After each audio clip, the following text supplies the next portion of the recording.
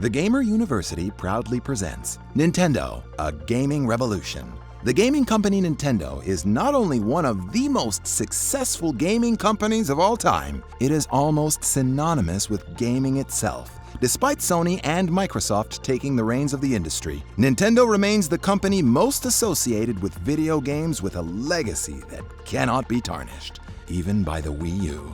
Time to upgrade to Wii U. Oh no! Boy, could we talk about Mario. Frankly, an entire video just about how Mario changed gaming forever could easily be done. The way everyone's favorite plumber influenced arcade games, platformers, home consoles, racing games, party games, and more make him the mascot for not only Nintendo but for video games in general. I'm not just here to gush about Mario in general, though. No. I want to talk about his single greatest contribution to gaming. It's me, Mario! The 3D playground of Super Mario 64. It simply cannot be overstated how great the leap from Super Mario World to Super Mario 64 truly was. Both are amazing games, but while side-scrolling platformers have become more niche, 3D games are freaking everywhere! Other studios were definitely close to what Super Mario 64 was up to, but none quite stuck the landing like it did. The game begins by showing you a robust playground you can run, jump, and fight your way through in any order you like. Peach's castle is filled with dozens of worlds, secrets, challenges, and surprises. It is a true gaming masterpiece that provided a blueprint for what platforming could be in the third dimension. More than anything else, though, it is ridiculously fun. I myself recently dusted off my old N64 this year and replayed Super Mario 64. It was amazing how quickly I felt like a kid again, leaping through the castle as I made my way closer and closer to Princess Peach, even if it had one of the worst cameras of all time. It might not seem like it today, but Nintendo's other all-star franchise was a huge risk when its first game was released in 1986. Unlike the straightforward games Nintendo was known for, The Legend of Zelda dropped you into an open world with no real idea of what to do. The entire concept was based on Shigeru Miyamoto's adventures as a child exploring the Japanese countryside. You play as Link, searching for items, dungeons, and secrets as you collect the pieces of the Triforce so you can save Princess Zelda. Like most NES games, it really shows its age today.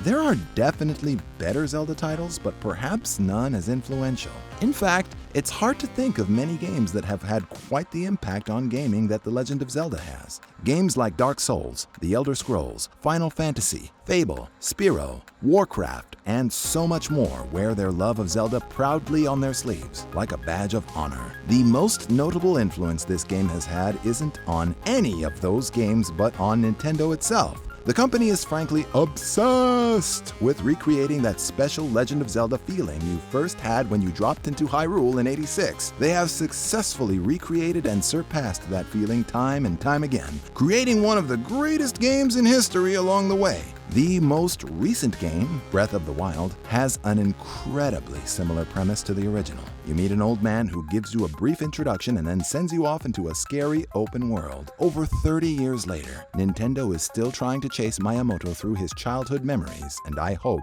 they never stop.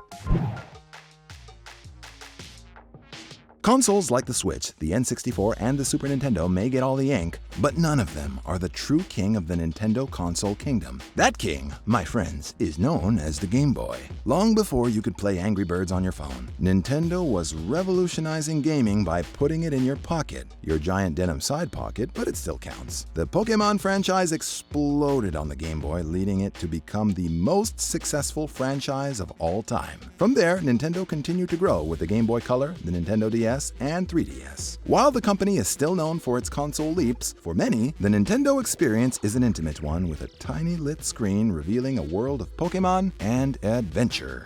Now you're playing with power, portable power. Looking back on it, it is frankly insane that Nintendo made the original Metroid. The company most famous for the linear Mario franchise made a game that was purposefully punishing. There are enemies too short for you to shoot, areas you can only reach through random bombing sequences, and you can get destroyed while transitioning to another level. Metroid is a strange game, but it, and more importantly, Super Metroid, served as the basis for an entire genre. Where Metroid was punishing, Super Metroid was fascinating.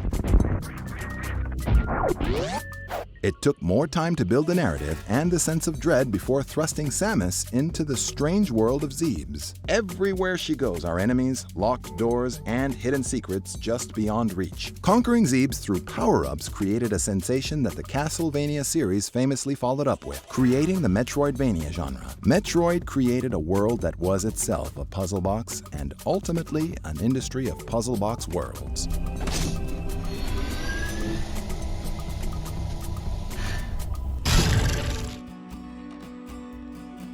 Controllers are things that modern gamers take for granted.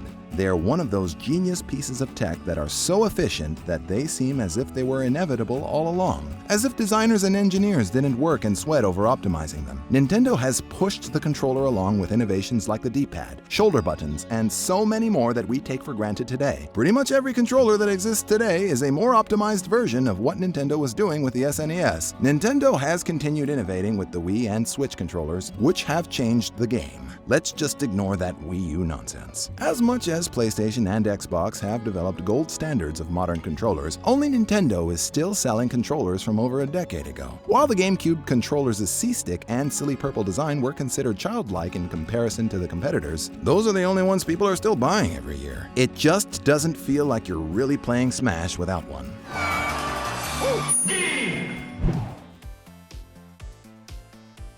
If all of Nintendo's accomplishments could be funneled into one game-changing innovation, the one that would matter the most isn't actually a piece of hardware at all. Actually, the thing that has driven Nintendo and thus the gaming world the most, Shigeru Miyamoto's gameplay-first philosophy has brought about all of the company's greatest hits. Perhaps the most evident of their successes with this philosophy comes in the form of Super Mario Odyssey. If you boil down that masterpiece of a game, it's essentially just 1,000 cool things you can do by throwing Mario's hat. You can throw his hat to attack enemies, take over enemies, platform, capture coins, and so much more. This simple approach makes Super Mario Odyssey an accessible, addictive experience. This has driven the entire company from Donkey Kong, which was essentially all about the challenge of Mario's jump. So from a simple jump to the most complex hat throw in gaming history, Miyamoto's ideals have driven Mario,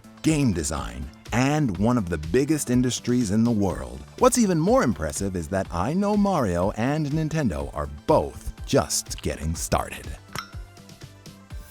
So here's to the decades ahead as we see which of Nintendo's games changes the industry next. Please, please, please let there be a new F-Zero game at last.